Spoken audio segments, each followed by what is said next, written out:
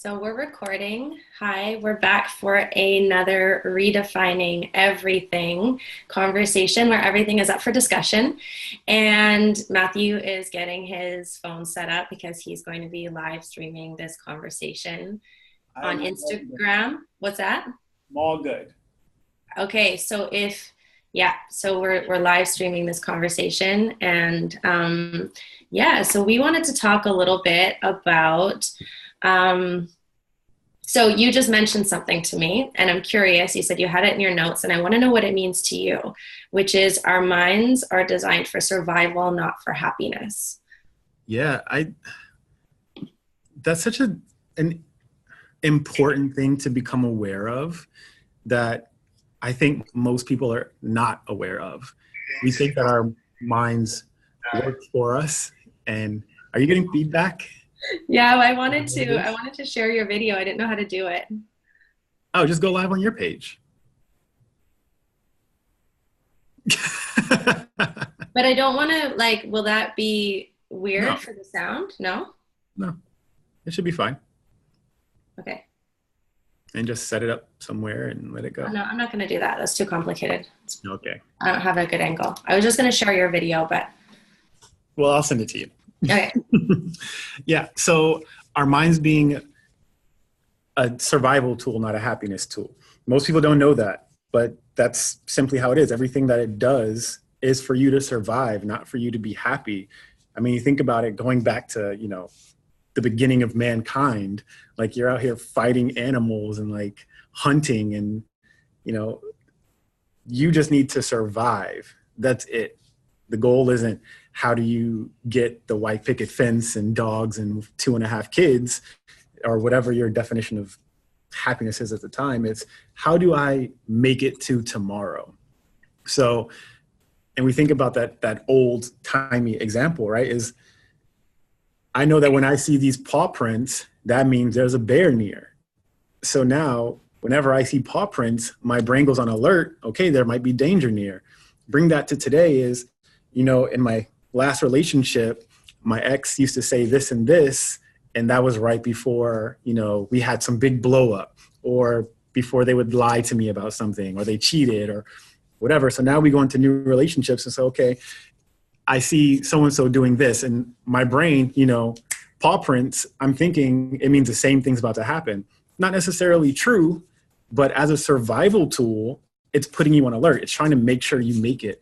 So we have to be aware of that and know that all our judgments, the things we automatically think, the things that may be instinctive to us based on our experiences, don't make them facts. And a lot of time we present our stories as facts, and that's where we get stuck. When we think that whatever our brain told us, our SFD is, is truth.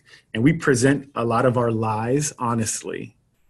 So I'll make an assumption about something and I think it's a fact and I will say it to someone else like it is.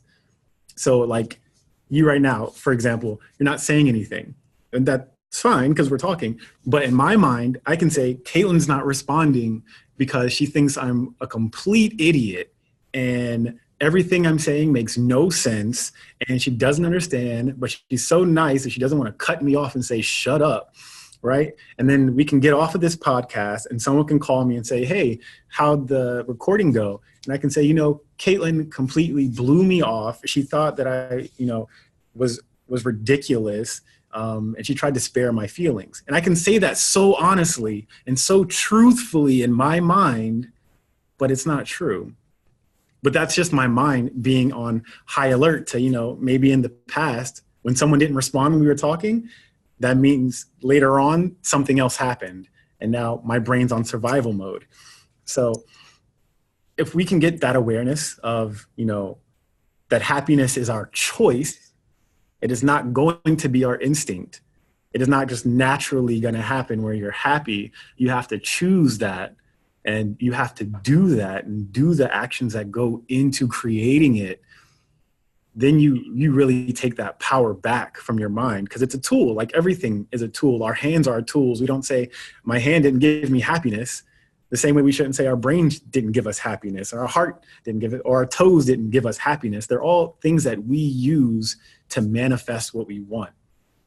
And we have to take that control back. Yeah, it is. I think we forget that we have as much control as we actually do because so much of this is unconscious. So we take it as fact, as you said, and we form a lot of these beliefs, starting from when we're really young, and then they get confirmed and reconfirmed for us over and over again. And that confirmation bias is operating Yes. within us all of the time, right? And I'm we're so always, glad you said that. what's that? I'm glad you said that. Like the heuristics of it, the biases. Yeah, absolutely. Yeah. And we're always searching for evidence for what we already believe to be true. So if I believe that life is a struggle, like maybe I heard that from my parents, you got to work hard for everything, or you hear that in school, or even, to do with money stuff. I remember, so I wanted to, when I was still in high school, I wanted to study how to work like as a child and youth care counselor. And I remember both my counselor, my high school counselor at school, and then at the orientation for going into this program, they said, don't expect to ever make a lot of money in this profession. You don't go into this profession expecting to be compensated monetarily. It's hard work and you're not going to make money. So that, fast forward a lot of years, I realize, like, I'm unpacking this now. Like, I realize that some of this is still in me, that I can't make money being of service to people. That those two cannot, that I can help people, and it's hard work helping people sometimes. And like, I shouldn't expect to make money from it because I was still quite young, when I was like 16, 17, when those ideas were first planted. So I kind of forgot that somebody told me that, that's not, it doesn't have to be true. And then the other thing that you said that like I think we look, so if you've already decided that women, for example, speak to you in a certain way or don't care about what you're thinking in a certain way, then you're constantly and unconsciously usually searching for evidence for that to be true. Yeah. And the last thing you said about control, I just think that's so important. I've been reading a lot about that, around how we actually can change how our brains work and what sort of evidence we're looking for, and therefore gain a lot more control over our reality. We just don't realize we have that power. Absolutely. Yeah. Have you heard of like the look for orange exercise? No. I learned it from Tony Robbins. And I do it with everyone. It's so powerful. And we can just like demonstrate real quick, right? So look around your room, or even outside, wherever, for as many orange things as you can see. Take like 5 seconds, and as many outside, inside, wherever. Yeah. Okay. How many brown things did you see? Exactly. Exactly. Right. Because and there's so much brown out there. I'm looking at a forest, but yeah. So that's the point, right? Is that we see whatever we focus on. Mm-hmm. And we have the control to determine what our focus is.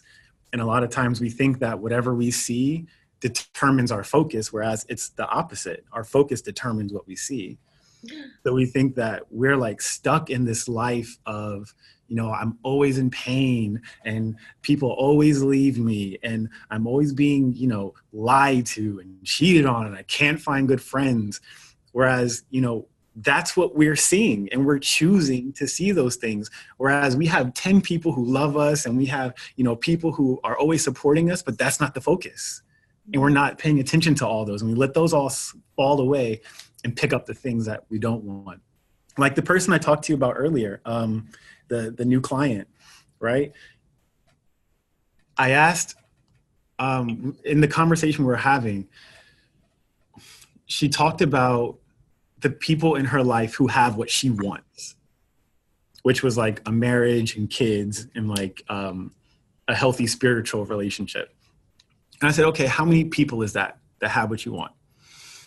And she said, I said, what, 3? She's like, no, more than that. I was like, okay, 10? Not that many. 5? Yeah, sure. 5. Okay. How many other people do you know that do have what you want or that don't have it like you? And she's like, I don't know. I was like, so you're just focusing on these 3 people and making them the main thing you look at. And you have all these other people surrounding you who are in the same place, but you're comparing yourself to someone else who has what you want. You're just not there yet. And that's fine. Why don't you compare yourself to all the people you're surpassed, as well as you from, a year, 2, 3 years ago, and how far you've come. Like when we can harness comparisons positively, oh man, they're powerful. But we're not good at that. And we don't like doing that. We love negative comparisons, which is crazy, I think. We're like addicted to looking at someone who's better than us. You're so right. Like I just totally caught myself out for doing that because like exactly pretty much those same numbers. Because I know there's like 2. I'm gonna be real. 2 women who are entrepreneurs who have kids like just a little bit older than Luna, and then they were single moms, and I like focus on them and I'm like, they did all these things and look at where they're at, and they just post about this money that they made and where their business is at, and okay, well, what does she have that I don't have, and oh well, her mom lives there full time, and all this stuff, right? Whereas then I'll be in conversation with somebody and they're like, no, but like, and they remind me of things that I've chosen to forget that I have actually overcome or accomplished, or things that I've made a priority, like, not working full time so that I could be with Luna more, like all of these things that I completely discredited. Yeah. And as you said, probably like hundreds of peers who are, in a similar place to me, or maybe looking at me and thinking, exactly. Looking at you the same way. Like, how do I get that? Like, oh man. Yeah. And so that's interesting. Why do you think that we're more likely, like we love the negative comparison? What does that do to why do we stay in that place? I don't think it's intentional. I mentioned this in Irvine about how to be like a good influencer of, our audiences. And, studies kind of say that people like one of 2 people, either people they're like or people they want to be like. So that roots out a lot of people. So I'm either going to like people who are in my immediate circle, wherever I'm at, we're cool, and people who are where I want to be. So I either have one of those 2 comparisons. Now, if I'm in like a limbo place where most of the people who are probably listening to this are, where they're tired of where they are and they want to move to the next level, you're in that place of in between of looking of where should I go? Where can I go? How can I get there? So I'm looking for, doors, looking for, signals of people, of, examples. And it has that negative effect on us when we put all our eggs in that basket, right? So it's great to look at, people who have succeeded, but in balance, right? Because you also have to look at where you are and where you've come from, and recognize that your success will always take a different trajectory than someone else's. And that your story is what makes you go. I had this thought yesterday. Oh man, what was it? I wanted to talk to you about it. That a lot of times when we look at ourselves and we look at the things that, that we struggle with, we usually look at them that in terms of them being the reason why we're not where we want to be. Whereas in reality, the things that we have struggled with is the value that we bring completely. So it's not the thing that's holding us back. It's the thing that will propel us forward. But we're so scared of showing it that we're like covering our own engines. Like we're stopping the rocket from launching. And I was like, man, that is so true. Like for most, and this is like, we talk about it in Irvine, we talk about it all the time, that whenever we get honest about what we've been through and about the things we've had to endure and the experiences we've lived and where we come from, whenever we really get honest about that, that's when we make the real connections. And that's when things just, magically take off, right? Because people want connection, but we hold it back thinking it's a negative. Whereas in reality, it's the thing that will make us powerful. So I what kind is of took that this for on a you? tangent. I'm sorry. What's that? I kind of took us off on a little tangent. No, I Sorry. love it. So what would you say is your rocket fuel? Like what's the thing that you once thought you had to hide or keep under wraps that now you're recognizing is what is so powerful and essential to propelling you forward and also having people want to join you for the ride? So the immediate response is having dealt with depression a lot. But depression is an umbrella, right? Depression is not, it is not the end game. Depression comes from a whole slew of raindrops of negative feelings. And then the umbrella goes up of, okay, you got depressed. Of course, it makes sense when you feel, worthless and alone and you don't fit in and, you lose, you, and that's kind of a interesting, lose sight of your voice. Is there a way to you can't hear your own voice? Maybe that's better. um, and you just feel so silenced and like you can disappear in the room and no one know you're missing. And I was struggling with that. And I felt like I would go in a room and it made no difference whether or not I was there or not. And although, right, these are two conflicting beliefs. Although no one knew I was there, everyone was talking about me, which is so interesting. But, going through all of that and for so long, it's like, okay, I just got to power through. I'm going to figure a way out and I'm going to push through. But those are the things that the majority of people in the room are probably feeling too. So when you get honest about it and say, hey, this is how I feel. Normally, other people will be like, oh, they'll not only get compassionate for you, but they'll open up about themselves.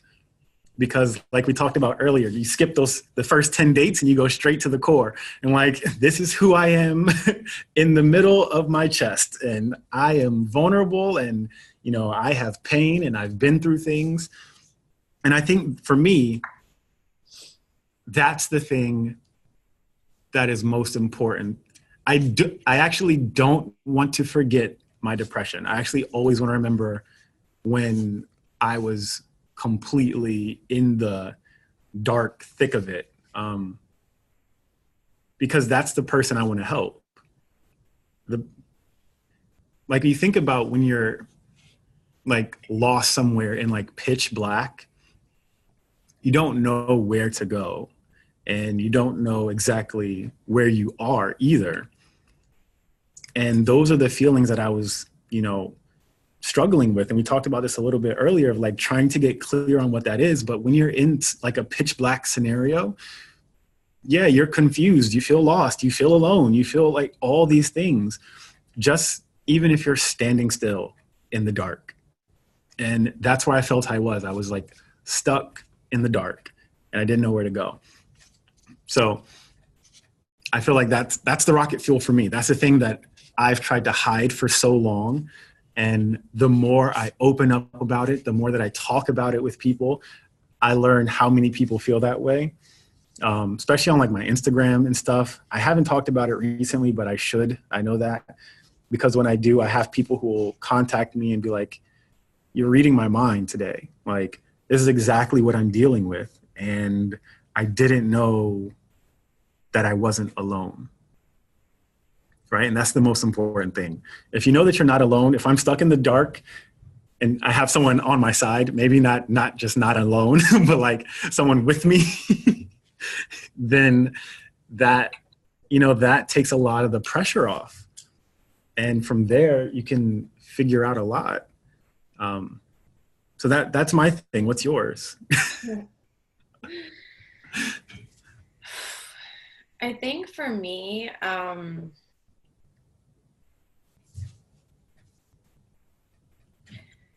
this feeling that at the core there was something like fundamentally wrong and Mm.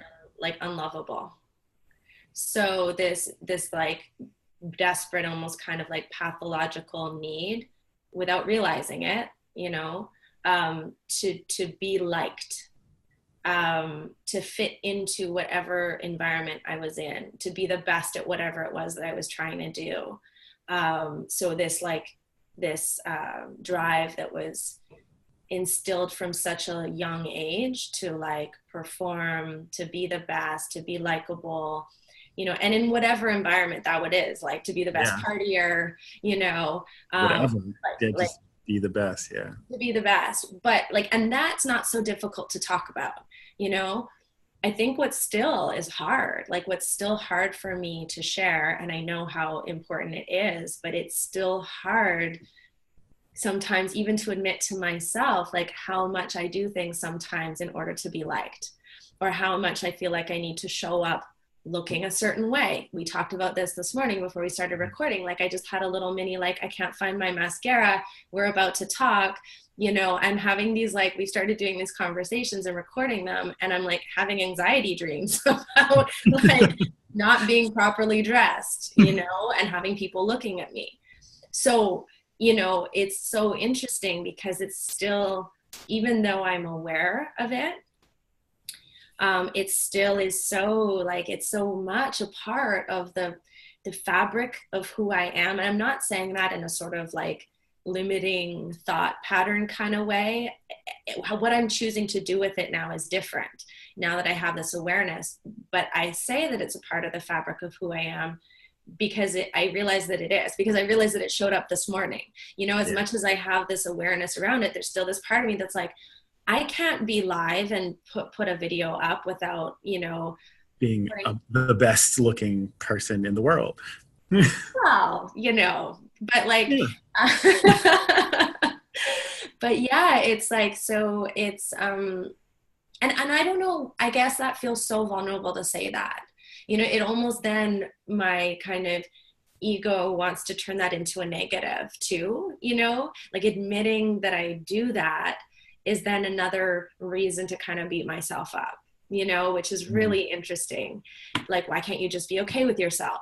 Um, is that your phone? Oops. Yep. It's okay. Continue. I'll figure it out. Keep going. So I think, yeah, and I mean, it's shown up in so many different ways for me, you know, the physical appearance thing that I was just talking about, the overachieving, overperformance kind of thing, the always needing or feeling like, up until I'd say fairly recently, a certain kind of external validation. So always having some way of getting feedback from other people, whether, and again, like whether that's through achievements or overperforming at work, or through relationships, and always kind of being in relationship with somebody else, or having people, you know, around me that are giving me certain kinds of feedback. Um, so So you have this awareness around it being part of your fabric. Who would you be without it? I don't know. I don't know. And that's the thing, is like, I don't,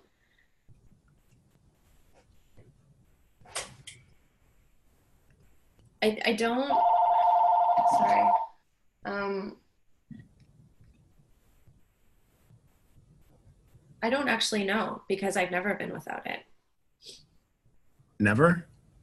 Or as far as you can remember? as far as I can remember. I know that I would, and this has started happening, and it's happened over the years, more and more. Um, you know, also we were talking before we started recording about anxiety. So I'm a lot calmer now.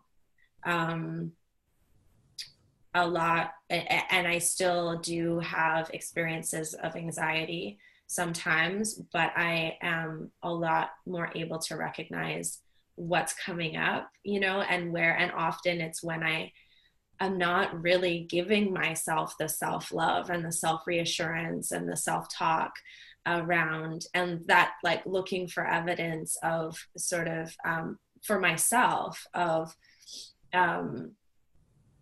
like how the story of what I think I need to be in order to be loved and accepted, you know, how that's not actually true.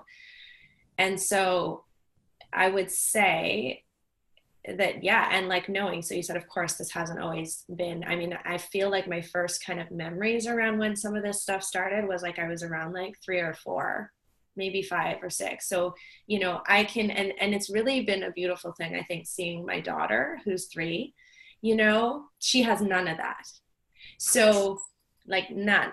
She is like, she's just all her without, you know, changing herself in any way to be liked, you know, like she demands to be liked however she is. She'll tell you this is, she has one of her favorite songs and I have no idea where she got it from, and I love her to pieces for it, is Yo soy la niña más especial, and she just sings that over and over again, and I'm like, that right there. Like she So special. embodies self-love because she is surrounded by love, but she also just embodies, like she loves herself so much, and she knows that she's the most special girl in the world, you know, and that there Do you hasn't been, think I that some of hope. that What's has, that? do you think that some of that has come from the way she sees you now, the way you show up currently? I hope so. Yeah. Yeah. Yeah, that there aren't conditions placed on her um, in order to receive that love. Yeah. You feel Yeah. like there were conditions for you though? Yeah. Without a doubt, like so quick to respond. Yeah. No, and I know what they were, like 100%. So my dad's, um, who he was much more sporadically in my life when I was younger, but his were, what I remember were very based on like looks, you know? So this is my daughter, isn't she cute? You know, commenting on what I was wearing, on my physical appearance or my weight. Wow. Okay. And that's, and then also because he wouldn't be around for so long, and then that would be the thing that he would focus on. So really from quite a young age, I felt like my value was very much tied up in like how I presented myself, like how I looked. Wow. For him, with my mom, it was very performance based. So, you know, how well I was doing in school, how with many ribbons I won in horseback riding, you know, how many chores I did. Like I was like, it was like a lot of work, and and very, very performance based. So look good, do good. That's it. Yeah. Wow. Hmm.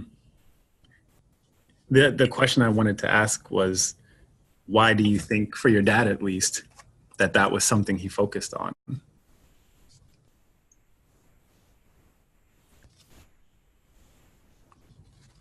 Well, I think, And your mom. It can go for yeah. both.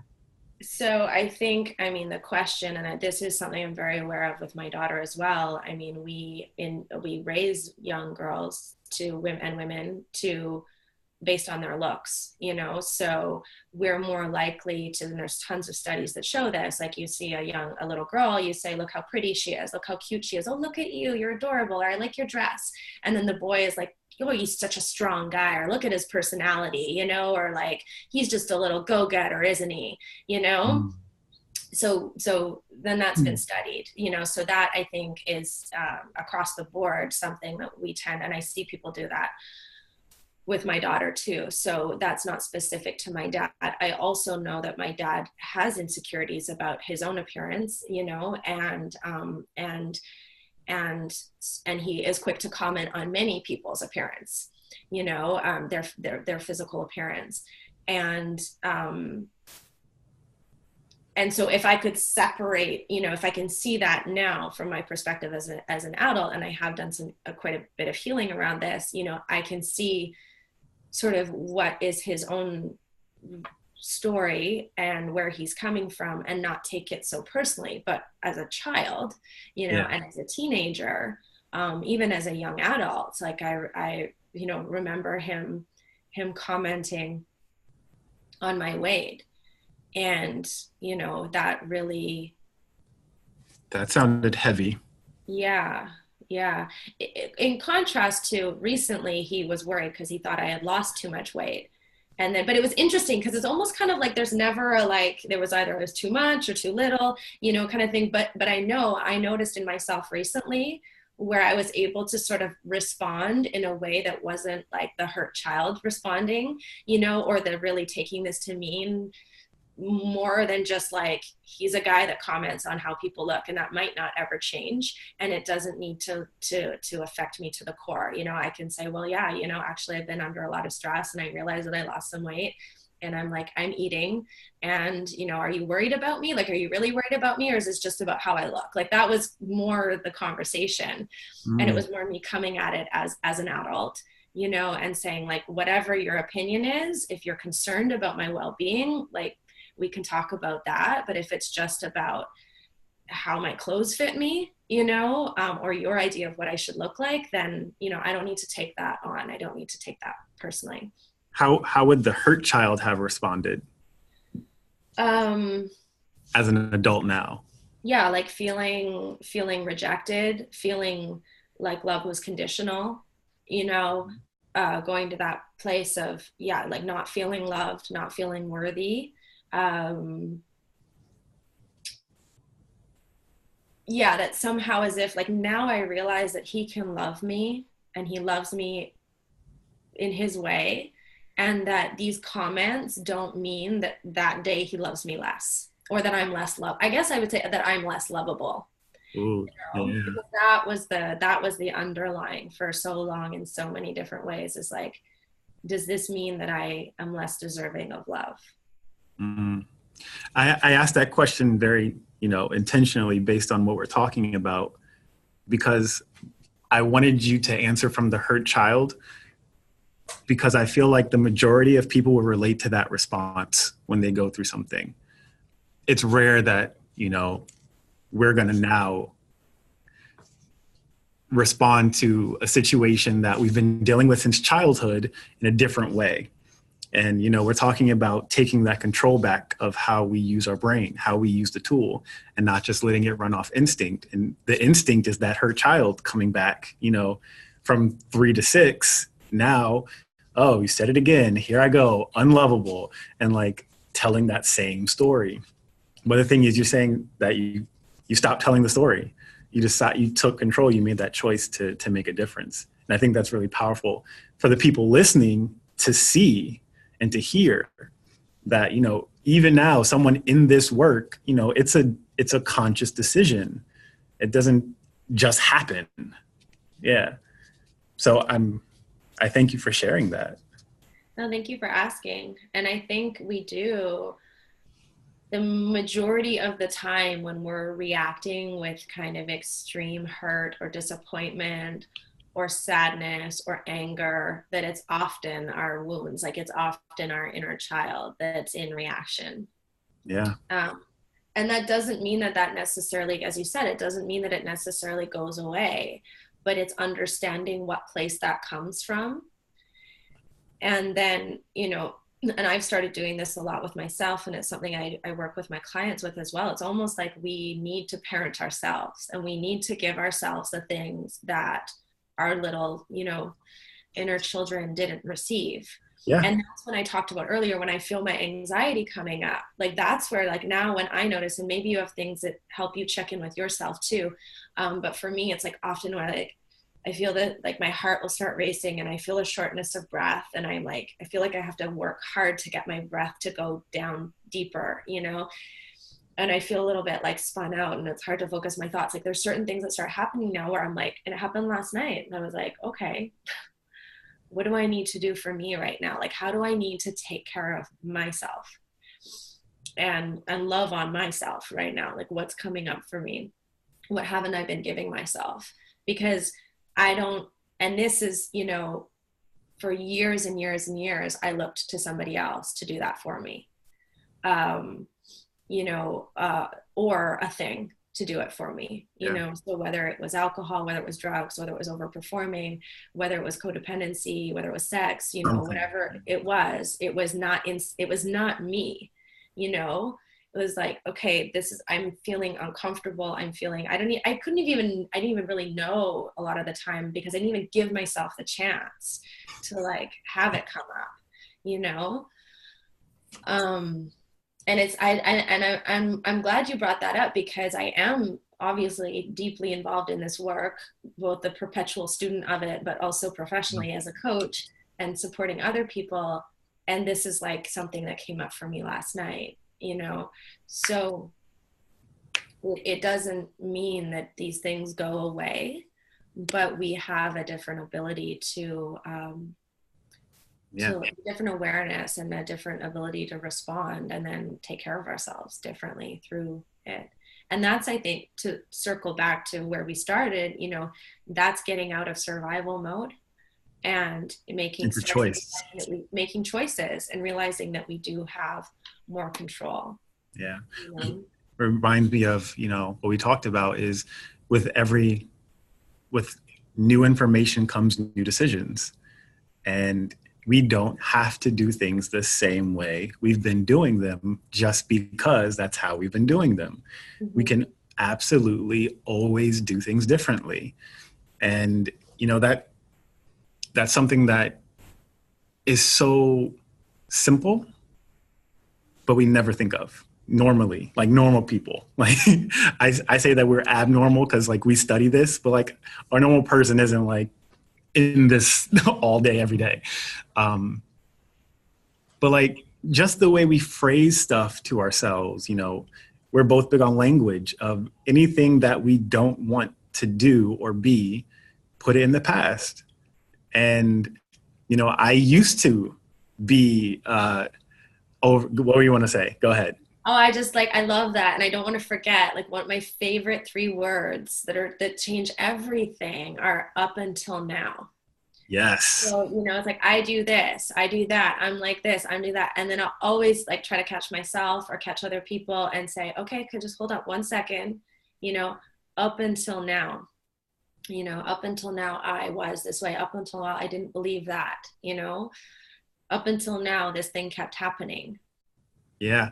Another three words that I started doing this morning, actually, because I was doing my gratitudes, my brags, and my desires, Yay! was from here on, from my Mm-hmm. desires. And I changed them to wills, to, these are not options. It's not things I want, but things will happen. This will happen from here on. And like from today forward, this is what we're doing. And I used to be like this up until now. I But love it's that. not. That's so And good. and we constantly move that bar of where we want to go and watch our performance follow whatever we focus on. And we, cycling back to really using our brain as the tool that it is. And like we talk, scientifically, we talk about all that our brain can do. But if we were to really sit down and dissect our day, how much did you use your brain for? You got up, did your cleaning habits on yourself. You brush your teeth, wash your face, got dressed, drove somewhere, did some kind of work that you've been doing for however long. So you didn't really think about it too much. Watched TV, ate, some kind of entertainment, relaxation, went to sleep. Maybe had one or two conversations that were more than I'm good in you. Like there's so much that we don't use our brain for. Use it. And like, it's, I don't know, like it's so simple, but that's another differentiation that I like being clear on between hard and cool. Difficult and easy and hard and simple. Is that right? Like if we, like, for example, we want to make a change, right? It's easy, but it's hard. That doesn't mean it's difficult. I'm not explaining this right. Well, another way might be to just think like, choose your hard. Things are always, anytime we change, because we're not hardwired to like embrace or love change, every change is hard. Yeah. It's going to feel hard, but it's like, choose your hard. Do you want the hard of being kind of like stuck in a monotonous life and not using, not feeling like you're completely experiencing the fullest of your potential or whatever? Or do you want the hard of changing or challenging yourself or challenging your brain, but getting a different kind of fulfillment out of life or something? Yeah. I don't know if that's where you're going with it. No, But I think I got it. Is that, like when we have these small changes that we want to make to adjust our life, they can be simple, but that doesn't mean they're easy. right. And just because some things are difficult, that doesn't mean they're hard. That's what I'm trying to say. So we have like this, really taking control of our focus. That's simple, but it's not necessarily easy to do. Whereas you have like some things that, based on what you are focusing on, it could be difficult, but it's not hard because you're accustomed to being in that pattern. That's what I'm trying to say. So if we separate be able to make that separation and recognize what things are actually difficult versus what things are actually hard. Like something can be complex, difficult, versus something that, has a lot of resistance around it and it's hard for us to do. But because I'm used to, 20 years of feeling like I need to look a certain way when I show up on camera, me getting ready, although some people would say it's like super difficult to do like a full face and hair and blah, blah, it might be difficult, but for me, that's easy. Whereas going on camera without any of that might be super hard, but it's really simple. Oh yeah, I love that example. It's actually the easiest thing would have been Yeah. for me to just like show up Get on on. camera Yeah. without putting my face on. But that's hard. But that's one of the hardest things for me, Mm-hmm. for sure. Yeah, that's a really good example. Yeah, that's what I was trying to say. It's just a little complex to get there. Well, that's why I love having these conversations, because I also feel like we are both figuring it out as we go along too. Yeah, for sure. What's important to share is that there's, we're in this process of inquiry, and we love having these conversations, and we decided to record them. And we don't have everything all perfectly figured out all of the time. And I think that there's a beauty in that. And hopefully it's also inspiring to other people to find people in their lives that they can have these conversations with. And I know we need to wrap up this conversation for today, but I also just want to say to anybody watching this, if there's things that you have questions about or you want to hear from us, definitely let us know. And, we want to keep doing this. We actually have big plans for where this conversation series is going. And so it's great to hear from you in terms of what's really resonated or what your takeaways are, what you'd like us to hear more about, what questions you have, because... Yeah, and then maybe we can have some, episodes to address whatever those questions are. Yeah, that could be really exciting. Yeah. Sure. One quick thing before you shut us down. It looks like you're on that way. I just want to say that for whoever's listening, the goal is not to not have problems. Caitlin was just very honest about where we are. We're both going through the process. We're both, learning things as we go along. The goal is not to get rid of problems. The goal is to have better ones. So as we figure our own lives out and as we figure out what we're doing here, the problems we're dealing with now will change. They will go away, but new problems will arise. So if you set your life up to where the end game is, I don't want problems, you will constantly be unhappy, because that's not a real solution. That's not going to happen. You just want to get to a point where your problems are constantly upgrading. So if you're dealing with the same problems, that's a problem. But if you constantly having new problems, that means you're moving. That means you have momentum. That means things are progressing.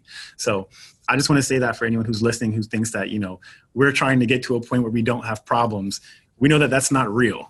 Like, we're just trying to change our problems. And, you know, I wish the same for you too. Yeah, good point. That's a good note to end on for sure. So thank you for, you know, being so honest about what you're dealing with and your vulnerability. I appreciate it. I know everyone listening does too. I don't know if you've gotten any thanks throughout this series yet. So if not, we'll say this. Thank you. And thank you. No problem. So All right. I will talk to you soon. Yeah. All right. Bye.